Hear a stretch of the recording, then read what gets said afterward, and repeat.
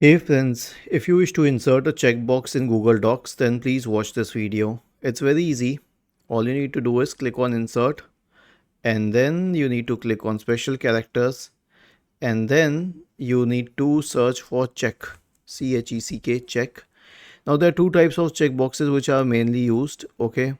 So this is the first checkbox and this is the heavy checkbox. So we have a normal checkbox with a heavier bold symbol, but we can select this one. Okay, so this is how you insert a checkbox here. And you can also, I use one more thing. I just use two square brackets as well sometimes when I want to use a checkbox, but that's up to you.